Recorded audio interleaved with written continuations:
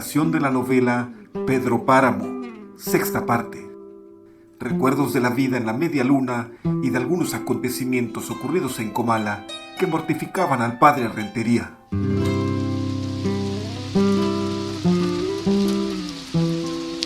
Gruesas gotas de lluvia cayeron sobre la tierra.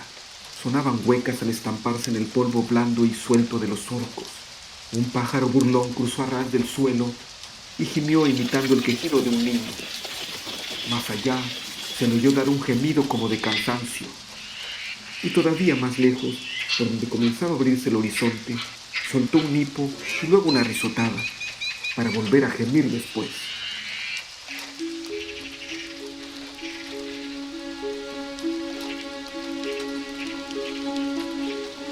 Fulgor Sedano sintió el olor de la tierra y se asomó a ver cómo la lluvia desfloraba los surcos.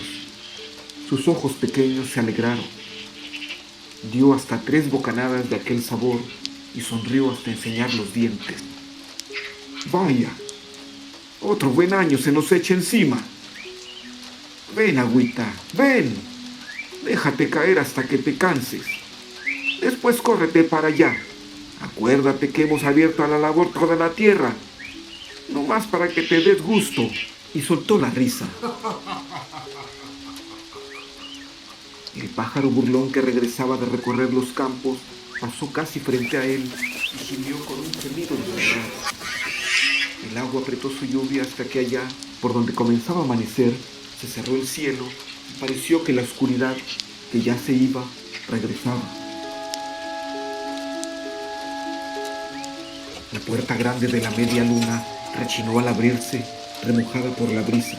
Fueron saliendo primero 2, luego otros 2, después otros 2, y así hasta 200 hombres a caballo que se desparramaron por los campos lluviosos. Hay que aventar el ganado de en medio más allá de lo que fue esta agua, y el de esta agua, córranlo para los cerros de Bilbao. Y apriétenme que se nos vienen encima las aguas. Lo dijo tantas veces que ya los últimos solo oyeron, de aquí para allá y de allá para más allá. Todos y cada uno se llevaban la mano al sombrero para darle a entender que ya habían entendido.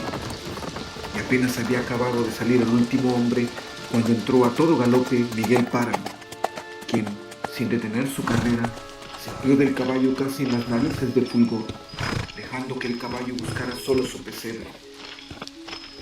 ¿De dónde vienes a estas horas, muchacho? Vengo de ordeñar. ¿A quién? ¿A que no lo adivinas? Ha de ser a Dorotea, la cuarraca. Esa es la única que le gustan los bebés. Eres un imbécil, Fulgor. Pero no tienes tú la culpa. Y se fue, sin quitarse las espuelas, a que le dieran de almorzar. En la cocina, Damiana Cisneros también le hizo la misma pregunta. Pero, ¿de dónde llegas, Miguel? De por ahí, de visitar madres.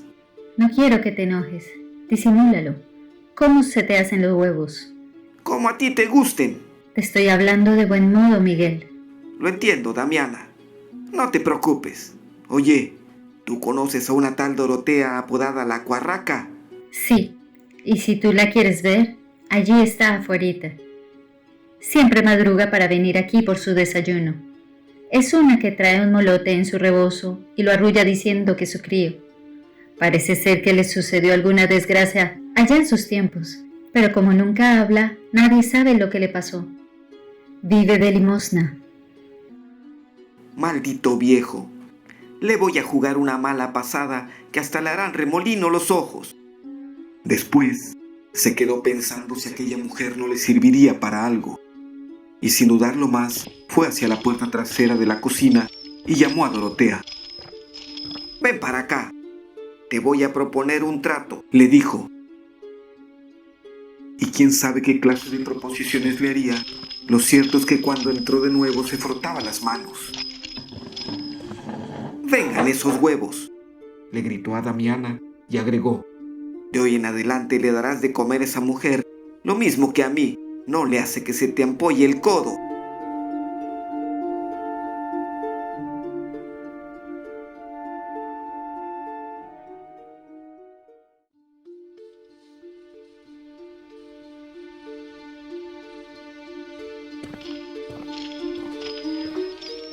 Mientras tanto, Fulgor Sedano se fue hasta las trojes a revisar la altura del maíz. Le preocupaba la merma porque aún tardaría la cosecha. A decir verdad, apenas si se había sembrado. Quiero ver si nos alcanza. Luego añadió, ese muchacho, igualito a su padre, pero comenzó demasiado pronto. A ese paso no creo que se logre. Se me olvidó mencionarle que ayer vinieron con la acusación de que había matado a uno. Si así sigue, suspiró y trató de imaginar en qué lugar irían ya los vaqueros. Pero lo distrajo el potrillo alazán de Miguel Páramo, que se rascaba los morros contra la barda. Ni siquiera lo ha desencillado, pensó, ni lo hará. Al menos don Pedro es más consecuente con uno y tiene sus ratos de calma. Aunque consiente mucho a Miguel. Ayer le comuniqué lo que había hecho su hijo y me respondió. Hazte la idea de que fui yo, Fulgor. Él es incapaz de hacer eso. No tiene todavía fuerza para matar a nadie. Para eso se necesita tener los riñones de este tamaño. Puso sus manos así, como si midiera una calabaza. La culpa de todo lo que él haga, échamela a mí. Miguel le dará muchos dolores de cabeza a don Pedro. Le gusta la pendencia. Déjalo moverse. Es apenas un niño. ¿Cuántos años cumplió? ¿Tendrá 17? ¿No, Fulgor? Puede que sí. Recuerdo que se lo trajeron recién. Apenas ayer. Pero es tan violento y vive tan deprisa que a veces se me figura que va jugando carreras con el tiempo. Acabará por perder. Ya lo verá usted. Es todavía una criatura, Fulgor. Será lo que usted diga, don Pedro.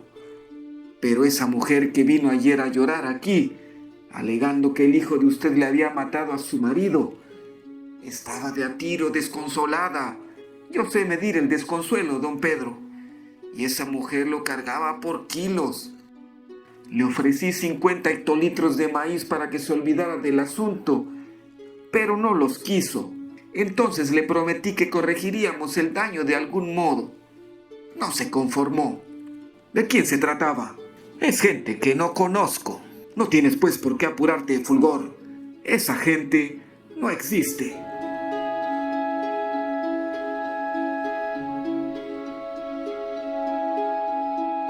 Llegó a las trojes y sintió el calor del maíz.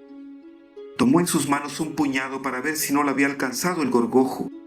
Midió la altura. Rendirá. En cuanto crezca el pasto, ya no vamos a requerir darle maíz al ganado. ¡Hay de sobra! De regreso, miró al cielo lleno de nubes. Tendremos agua para un buen rato. Y se olvidó de todo lo demás.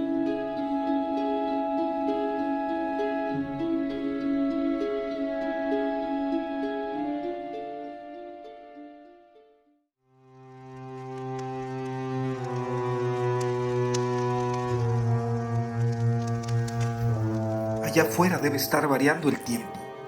Mi madre me decía que, en cuanto comenzaba a llover, todo se llenaba de luces y del olor verde de los retoños.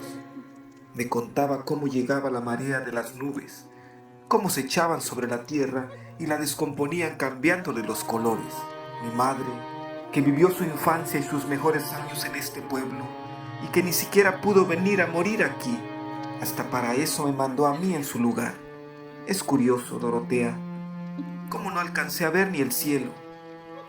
Al menos, quizá, debe ser el mismo que ella conoció. No lo sé, Juan Preciado. Hacía tantos años que no alzaba la cara, que me olvidé del cielo. Y aunque lo hubiera hecho, ¿qué habría ganado? El cielo está tan alto y mis ojos tan sin mirada, que vivía contenta con saber dónde quedaba la tierra. Además, le perdí todo mi interés desde que el padre Rentería me aseguró que jamás conocería la gloria, que ni siquiera de lejos la vería. Fue cosa de mis pecados, pero él no debía habérmelo dicho. Ya de por sí la vida se lleva con trabajos. Lo único que la hace a una mover los pies es la esperanza de que al morir la lleven a una de un lugar a otro. Pero cuando a una le cierran una puerta y la que queda abierta es nomás la del infierno, Más vale no haber nacido. El cielo para mí, Juan Preciado, está aquí, donde estoy ahora.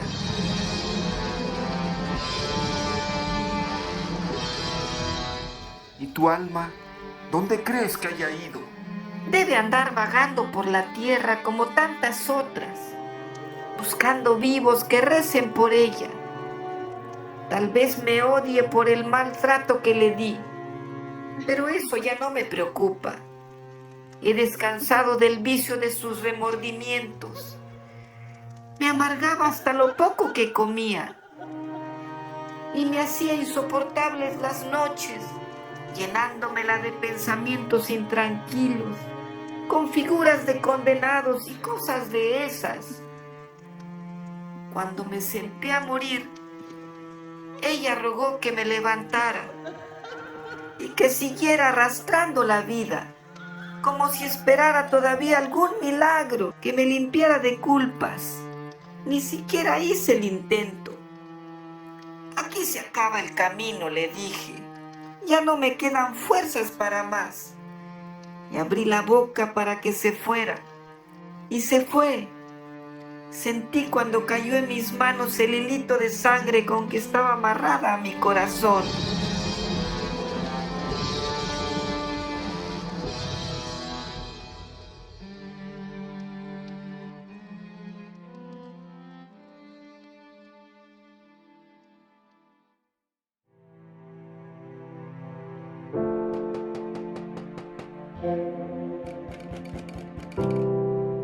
Llamaron a su puerta, pero él no contestó.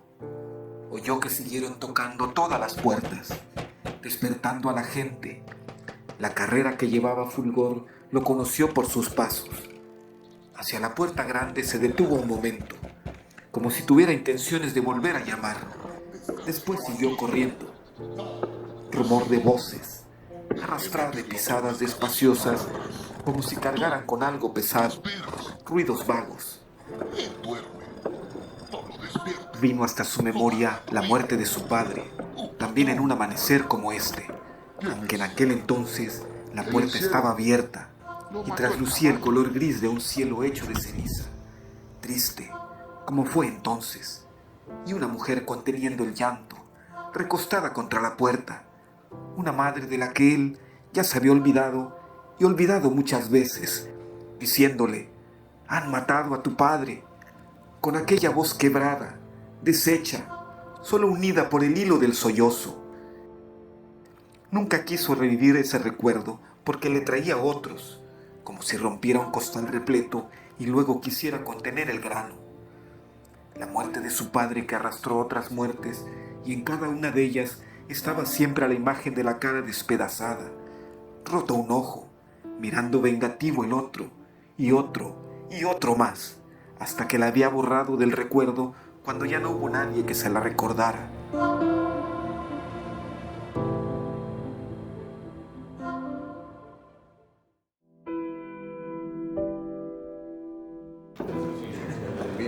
Descánsenlo aquí. No, así no. Hay que meterlo con la cabeza para atrás. Tú, ¿qué esperas? Y él duerme. No lo despierten. No hagan ruido. ¡Oh, patrón! Allí estaba él, enorme, mirando la maniobra de meter un bulto envuelto en costales viejos, amarrado con sicuas de coyunda como si lo hubieran amortajado. ¿Quién es?, preguntó. Fulgor Sedano se acercó hasta él y le dijo: «Es Miguel, don Pedro». «¿Qué le hicieron?», gritó. Esperaba oír: «Lo han matado». Y ya estaba previniendo su furia, haciendo bolas duras de rencor, pero oyó las palabras suaves de Fulgor Sedano que le decían: «Nadie le hizo nada, patrón. Él solo encontró la muerte». Había mecheros de petróleo aluzando la noche. «Lo mató el caballo», se acomidió a decir uno.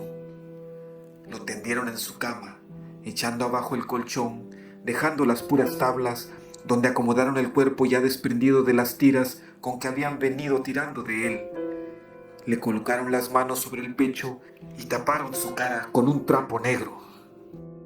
«Parece más grande de lo que era», dijo en secreto Fulgor Sedano. Pedro Páramo se había quedado sin expresión ninguna, como ido. Por encima de él, sus pensamientos se seguían unos a otros sin darse alcance ni juntarse. Al fin dijo: «Estoy comenzando a pagar. Más vale empezar temprano para terminar pronto». No sintió dolor. Cuando le habló a la gente reunida en el patio para agradecerle su compañía, abriéndole paso a su voz por entre el lloriqueo de las mujeres, no cortó ni el resuello ni sus palabras. Después solo se oyó en aquella noche el piafar del potrillo alazán de Miguel Páramo. «Mañana mandes matar a ese animal para que no siga sufriendo», le ordenó a Fulgor Sedano. «Está bien, don Pedro, lo entiendo. El pobre se ha de sentir desolado». «Yo también lo entiendo así, Fulgor. Y dile de paso a esas mujeres que no armen tanto escándalo. Es mucho alboroto para mi muerto. Si fuera de ellas, no llorarían con tantas ganas».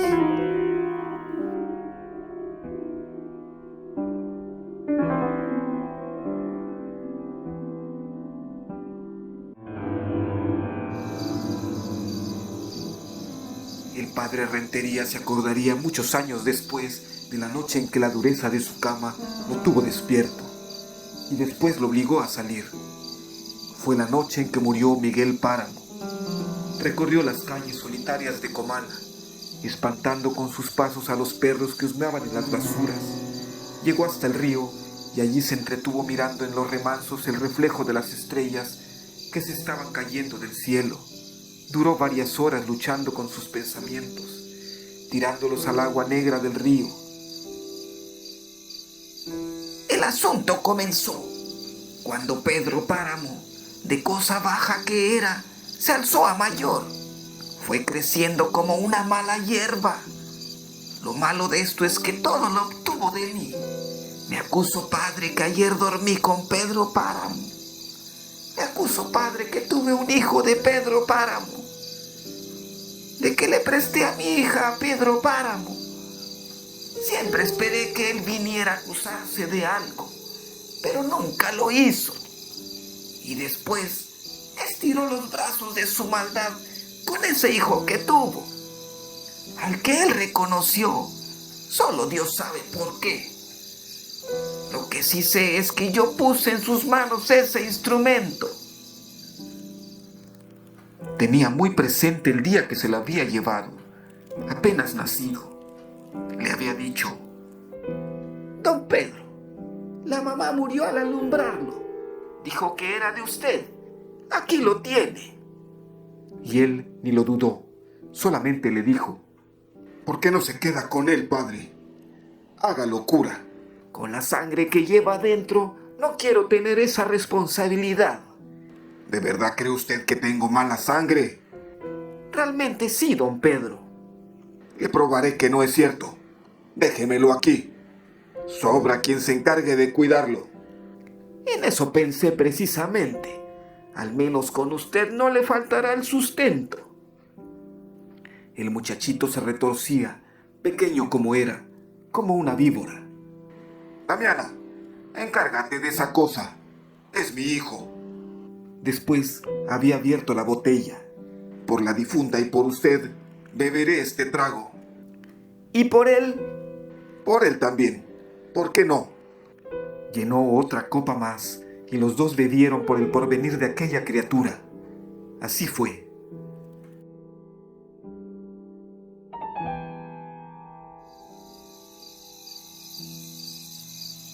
Comenzaron a pasar las carretas rumbo a la media luna. Él se agachó, escondiéndose en el galápago que bordeaba el río. ¿De quién te escondes?, se preguntó a sí mismo. ¡Adiós, padre! Oyó que le decían. Se alzó de la tierra y contestó: Adiós, que el Señor te bendiga. Estaban apagándose las luces del pueblo. El río llenó su agua de colores luminosos. Padre, ¿ya dieron el alba?, preguntó otro de los carreteros. Debe ser mucho después del alba, respondió él, y caminó en sentido contrario al de ellos, con intenciones de no detenerse. ¿A dónde tan temprano, padre? ¿Dónde está el moribundo, padre? ¿Ha muerto alguien en Contla, padre? Hubiera querido responderles, Yo soy el muerto. pero se conformó con sonreír. Al salir del pueblo, precipitó sus pasos. Regresó entrada la mañana. ¿Dónde estuvo usted, tío? Le preguntó Ana, su sobrina. Vinieron muchas mujeres a buscarlo. Querían confesarse por ser mañana viernes 1. Que regresen a la noche. Se quedó un rato quieto, sentado en una banca del pasillo, lleno de fatiga. Qué fresco está el aire. ¿No, Ana? Hace calor, tío. Yo no lo siento. No quería pensar para nada que había estado en Contla, donde hizo confesión general con el señor cura y que éste, a pesar de sus ruegos, le había negado la absolución. Ese hombre de quien no quieres mencionar su nombre ha despedazado tu iglesia y tú se lo has consentido. ¿Qué se puede esperar ya de ti, padre? ¿Qué has hecho de la fuerza de Dios? Quiero convencerme de que eres bueno y de que allí recibes la estimación de todos. Pero no basta ser bueno. El pecado no es bueno, y para acabar con él hay que ser duro y despiadado. Quiero creer que todos siguen siendo creyentes, pero no eres tú quien mantiene su fe. Lo hacen por superstición y por miedo. Quiero aún más estar contigo en la pobreza en que vives y en el trabajo y cuidado que libras todos los días en tu cumplimiento. Sé lo difícil que es nuestra tarea en estos pobres pueblos donde nos tienen relegados. Por eso mismo me da derecho a decirte que no hay que entregar nuestro servicio a unos cuantos, que te darán un poco a cambio de tu alma. Y con tu alma en manos de ellos, ¿qué podrás hacer para ser mejor que aquellos que son mejores que tú? No, padre, mis manos no son lo suficientemente limpias para darte la absolución. Tendrás que buscarla en otro lugar. ¿Quiere usted decir, señor cura, que tengo que ir a buscar la confesión a otra parte? Tienes que ir. No puedes seguir consagrando a los demás si tú mismo estás en pecado. ¿Y si suspenden mis ministerios? No creo que lo hagan, aunque tal vez lo merezcas. Quedará a juicio de ellos. ¿No podría usted, provisionalmente, digamos, necesito dar los santos óleos, la comunión? Mueren tantos en mi pueblo, señor cura. Padre, deja que a los muertos los juzgue Dios. Entonces, ¿no? Y el señor cura de Contla había dicho que no. Después pasearon los dos por los corredores del curato. Sombreados de azaleas, se sentaron bajo una enramada donde maduraban las uvas. Son ácidas, padre. Se adelantó el señor cura a la pregunta que le iba a hacer. Vivimos en una tierra en que todo se da, gracias a la providencia, pero todo se da con acidez. Estamos condenados a eso. Tiene usted razón, señor cura. Allá en Comala he intentado sembrar uvas. No se dan. Solo crecen arrayanes y naranjos. Naranjos agrios y arrayanes agrios. A mí se me ha olvidado el sabor de las cosas dulces. ¿Recuerda usted las guayabas de China que teníamos en el seminario? Los duraznos, las mandarinas, aquellas que con solo apretarlas soltaban la cáscara. Yo traje aquí algunas semillas, pocas, apenas una bolsita. Después pensé que hubiera sido mejor dejarlas allá donde maduraran, ya que aquí las traje a morir. Y sin embargo, padre, dicen que las tierras de Comala son buenas. Es lástima que estén en manos de un solo hombre. Es Pedro Páramo aún el dueño, ¿no? Así es la voluntad de Dios. No creo que en este caso intervenga la voluntad de Dios. ¿No lo crees tú así, padre? A veces lo he dudado, pero allí lo reconocen. Y entre esos estás tú. Yo soy un pobre hombre dispuesto a humillarse mientras siente el impulso de hacerlo. Luego se habían despedido, él tomándole las manos y besándoselas. Con todo, ahora aquí, vuelto a la realidad, no quería volver a pensar más en esa mañana de Contla. Se levantó y fue hacia la puerta. ¿A dónde va usted, tío? Su sobrina Ana, siempre presente, siempre junto a él, como si buscara su sombra para defenderse de la vida. Voy a ir un rato a caminar, Ana, a ver si así reviento. ¿Se siente mal? Mal no, Ana, malo, un hombre malo, eso siento que soy.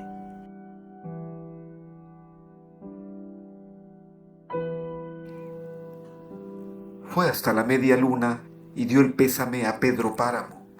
Volvió a oír las disculpas por las inculpaciones que le habían hecho a su hijo. Lo dejó hablar, al fin ya nada tenía importancia. En cambio, rechazó la invitación a comer con él. No puedo, don Pedro. Tengo que estar temprano en la iglesia porque me espera un montón de mujeres junto al confesionario. Otra vez será. Se vino al paso y cuando atardecía entró directamente en la iglesia, tal como iba, lleno de polvo y de miseria. Se sentó a confesar.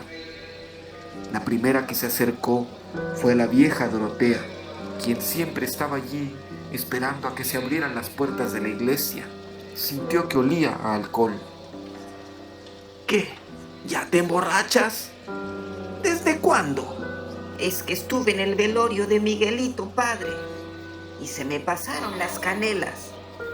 Me dieron de beber tanto que hasta me volví payasa. Nunca ha sido otra cosa, Dorotea. Pero ahora traigo pecados, padre, y de sobra. No te confieses, Dorotea. Nada más vienes a quitarme el tiempo. Tú ya no puedes cometer ningún pecado, aunque te lo propongas. Déjale el campo a los demás. Ahora sí, padre. Es verdad. Di. Ya que no puedo causarle ningún perjuicio, le diré que era yo la que le conseguía muchachas al difunto Miguelito Páramo. El padre Rentería, que pensaba darse campo para pensar, pareció salir de sus sueños y preguntó casi por costumbre. ¿Desde cuándo? Desde que él fue hombrecito. Desde que le agarró el chincual. Vuélveme a repetir lo que dijiste, Dorotea. Pues que yo era la que le conchababa a las muchachas a Miguelito. ¿Se las llevabas? Algunas veces, sí. En otras nomás se las apalabraba. Y con otras nomás le daba el norte. Usted sabe, la hora en que estaban solas y en que él podía agarrarlas descuidadas. ¿Fueron muchas? No quería decir eso, pero le salió la pregunta por costumbre. Ya hasta perdí la cuenta. Fueron rete muchas. ¿Qué quieres que haga contigo, Dorotea? Júzgate tú misma. Ve si tú puedes perdonarte. Yo no, padre. Pero usted sí puede. Por eso vengo a verlo. ¿Cuántas veces viniste aquí a pedirme que te mandara al cielo cuando murieras? Querías ver si ya encontrabas a tu hijo, ¿no, Dorotea? Pues bien, no podrás ir ya más al cielo. Pero que Dios te perdone. Gracias, padre. Sí, yo también te perdono en nombre de Él. Puedes irte. ¿No me deja ninguna penitencia? No la necesitas, Dorotea. Gracias, padre. Ve con Dios. Tocó con los nudillos la ventanilla del confesionario para llamar a otra de aquellas mujeres. Y mientras oía el yo pecador, su cabeza se dobló como si no pudiera sostenerse en alto. Luego vino aquel mareo, aquella confusión, el irse diluyendo como en agua espesa, y el girar de luces, la luz entera del día que se desbarataba haciéndose añicos, y ese sabor a sangre en la lengua. El yo pecador se oía más fuerte y repetido, y después terminaban: por los siglos de los siglos, amén. Por los siglos de los siglos, amén. Ya calla, dijo. ¿Cuánto hace que no te confiesas? 2 días, padre. ¿Qué haces aquí? Descansa. Vete a descansar. Estás muy cansado. Se levantó del confesionario y se fue derecho a la sacristía. Sin volver la cabeza, dijo a aquella gente que lo estaba esperando: todos los que se sientan sin pecado pueden comulgar mañana. Detrás de él solo se oyó un murmullo.